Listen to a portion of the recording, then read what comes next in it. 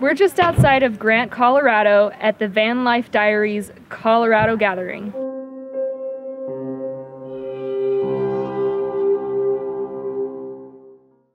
There's a ton of van owners here. A lot of them live in them full time. A lot of them are getting ready to live into them full time, and there are some sweet companies and some really cool builds we're excited to show you. I'm Greg. I'm Kathleen. We're really stoked that this many people came to the Vanlife Gathering. It just all came together and we're in a beautiful place and making some great connections just by being here to some like-minded people. I have a blog called Tiny House, Tiny Footprint, and I am also the American representative for Vanlife Diaries. Yeah, and our blog focuses on people who are living in tiny houses, whether that's a van, a camper trailer, an Airstream, whatever it is. And those posts are also featured on Vanlife Diaries. Pretty cool. And I'm also working on a book right now. I'm going to be launching a Kickstarter probably at the end of September, and it's going to be a story about our life in the camper trailer. Just kind of giving people an insider look at what it was like to live that way. My name's Colby, and this is my bus, Dharma. She's a 75 VW Riviera pop top. And you can follow me at An American Road Story if you're interested, and I'm from Massachusetts originally. A little bit about the bus is I got her when I was kind of not feeling too good about living in an apartment in Los Angeles, trying to make it out there. So I moved back east and stayed with my folks for a bit so I could find a bus that was in my price range, which admittedly there aren't a lot. So then the one that I could afford was one that had a busted transmission and didn't start or anything. But my stepdad's a mechanic, so we put a lot of time, about a year, into him teaching me how to take care of this thing, and me doing renovations on the interior to make it more cozy. And I'd say overall the process has just been really empowering, and now I can kind of take care of myself and take care of my bus when I'm on the road and be sort of self-sufficient. I've got a bed up top, which right now I'm just throwing all my stuff up in. But down here is usually where I sleep. I just made a really simple kind of fold out thing. And then this, which is the backrest when I'm driving, it kind of leans up against there so I can have passengers in, or hitchhikers. And then that just goes like that, pretty much. And this little cabinet down here lifts up, and that's where I keep my sleeping bag and pillow and all that sort of thing. So it's pretty much real small and self-contained. I didn't really want to have a lot of clutter when I was driving around. But it's pretty much inevitable that we all do the van dance, you know, when you go to set up. And how long you been on the road? It's been about, since May 21st. I left on my birthday. So, what is that, 3.5 months now? And really love to keep doing it, but my buddy and I, we're traveling together. He's got the van again next door. We're gonna go to Portland, Maine for the winter to try and start gigging musically, and it's just too cold to live there in a van. We'd probably freeze to death. So we'll have to do the apartment thing for about 4 or 5 months and then hopefully get back in the buses once it gets warmer. So we're lifestyle over luxury. We make eco-conscious clothing, and we clean up a bag of trash off West Coast beaches with every sale. I've been doing this for about 2 years now, and we've been totally run out of the van for a week. And that's the plan from here on forward, is we're gonna be completely run out of the van. We've got a roll-out grill on the back here. Everything's solar powered. I put this in because I was sick of sleeping with 20 flies. Yeah, so everything's run off solar. We got a little 12-volt water pump here for a shower. This bed folds up into a couch for daytime, and yeah, all the product and everything stays underneath here. A little bit of room for personal clothes, LEDs, little speaker. It's an alright setup. It's been good for a week so far. We'll see, figuring out all the little kinks, and the solar's not working right now, so I need to figure that out. Yeah. So my name's Ian. I own Wayfarer Vans, which makes plug-and-play camper van kits for the Dodge ProMaster City. It's van specific, but for folks that just kind of want a daily driver, but they don't really know how to build a camper van, a DIY, that's kind of daunting to them, or if they want, can't really afford to have one custom fabricated, then I'm kind of that middle option where you buy a kit from me and it's all pre-assembled and packaged up on a pallet, and I ship it right to your doorstep and you install it. Don't even have to really have any mechanical skills. You just do it with a screwdriver and a socket wrench and all goes in real quick. The kit includes everything from the floor to the table, the panels. The panels just kind of snap on and off like that, so you don't have to glue anything down. You're not doing any permanent alterations to the van.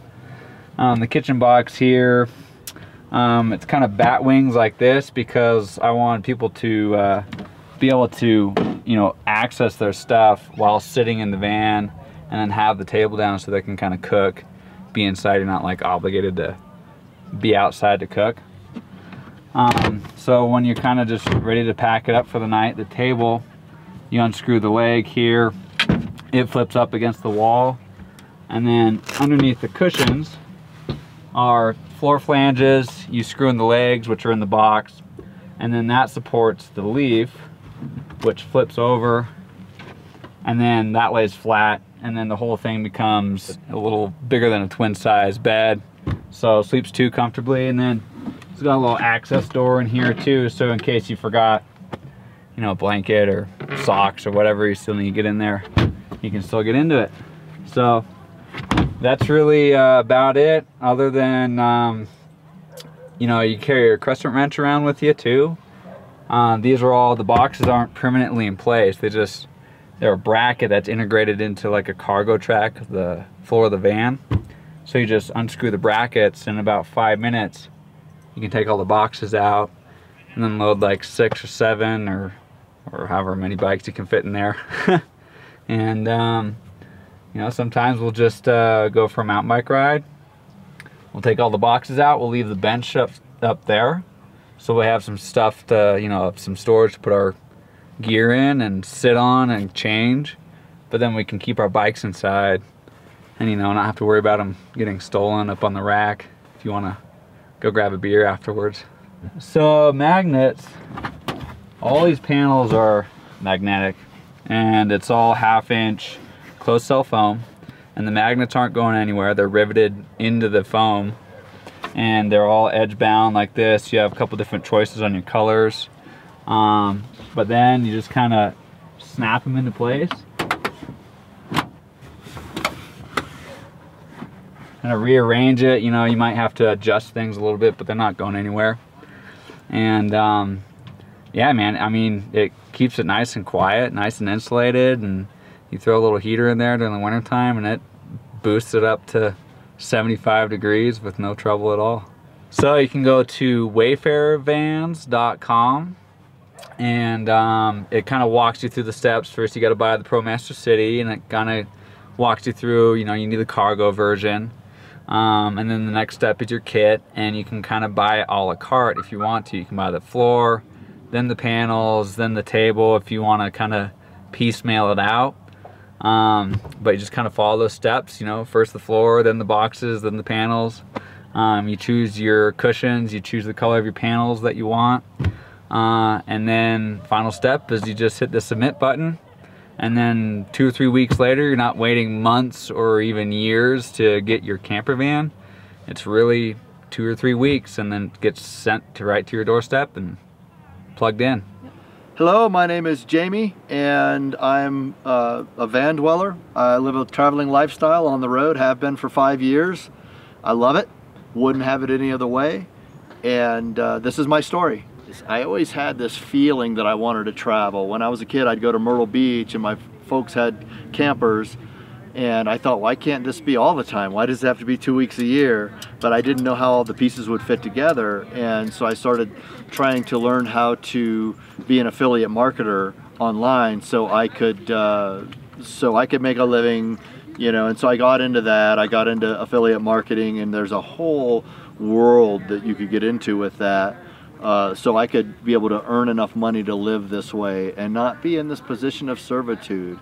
I never really had a job that I was super jazzed about. I did have a business at one point that did pretty well, but it was, I was never off work because it was my business, and so I would have to just say, all right, I'm not answering the phone anymore. But jumping into how I got into this is I finally got to the point where I could sell enough of what I owned to live a year. And I thought, well, maybe I can get things going from there. And so that's what I did. And the reason that I got an Astro is because I went online thinking I would get a Westphalia because I'd seen them in movies and it seemed like they'd been built to be lived in from the factory, and so it'd be something to do. And when I researched it, it seems like the parts are not ubiquitous, the engines fail quite a bit. I wanted to tow a trailer, I wanted to tow a motorcycle, all these considerations, and I found this website called Astro Safari Forum. And these guys, you go anywhere and parts for this are 30 bucks. You need a rotor, you need a caliper, 30 bucks. And they're on the shelf because they put these same engines in Chevy S10s. So I got the Astro, I lifted it myself and put the big tires on myself. I had some sidewall penetrations my first year driving through the desert, and so I kept replacing tires, and so I got the KM2s. They're a little bit expensive, but when you're in Baja, Mexico, driving through cactus in the middle of nowhere, you're going, I'm replacing these with the KM2s. So anyway, that's how the van is, and I have now a couple of YouTube channels, Enigmatic Nomadics and Enigmatic Nomadics Vlog channel, and they're about, the main channel is about people that live this way. We interview folks that live this way and ask them how they pay for it, how they go to the bathroom, how do they get on internet, how do they ship packages, things like that. And then my vlog channel is just me waking up in the morning talking about my day-to-day stuff. I'm gonna go do this today, that broke. I turn the camera on a lot when things are going wrong, so people can see that it's not just the good stuff. And so anyway, that's what's on with those, and I'm able to live this way in perpetuity through that. And I would say to anyone that wants to live this way, do it. You can always go back to what you were doing before. You can always learn from others. Just Google digital nomad and minimalistic lifestyle. Just Google those things and so much information will come up. You don't want a van? Do it in a Class A, Class C. Do it with a backpack and travel to Thailand and to Europe. Try it for a year or two, you don't like it, buy a van, you don't like it, change it.